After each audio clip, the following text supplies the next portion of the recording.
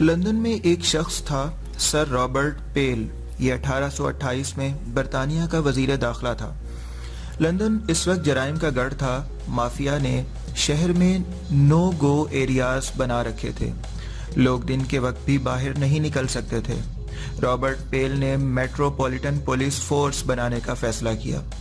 اس نے نوجوان بھرتی کیے، فوج سے ٹریننگ کرائی، شہر میں فٹ بال میچ کرائے۔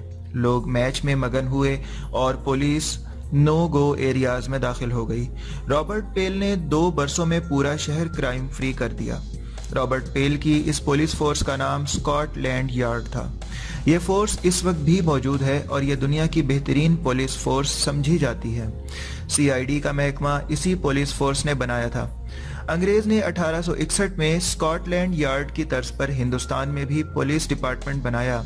انڈیا میں لندن کی طرح سادہ کپڑے والے CID فورس بھی بنائی گئی۔ 1947 میں برٹش پولیس پاکستانی پولیس اور بعد ازاں صوبوں کے ناموں پر بنگال، بلوچستان، سندھ، پنجاب اور سرحد پولیس بن گئی۔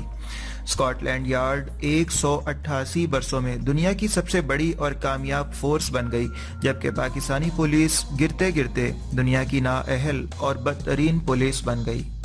پاکستانی پولیس کے بارے میں کہا جاتا ہے یہ جینون آپریشن کے دوران فیض آباد کی طرح لیٹ جاتی ہے اور جعلی مقابلوں میں 10 لوگ مار دیتی ہے۔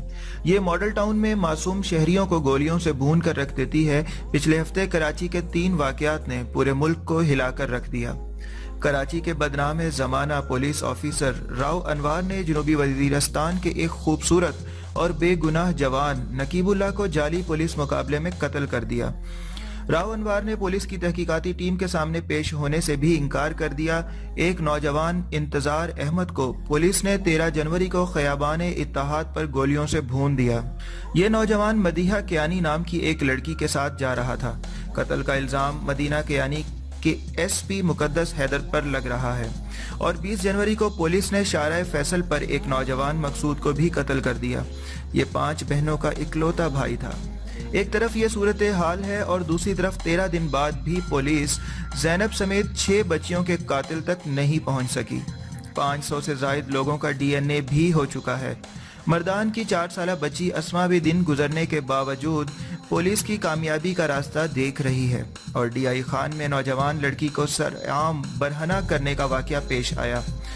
واقعے کا اصل ملزم سجاول آج تک گرفتار نہیں ہو سکا۔ یہ کیا ہو رہا ہے؟ کیا یہ ملک پولیس اسٹیٹ ہے اور پولیس بھی ظالم اور نااہل ہے؟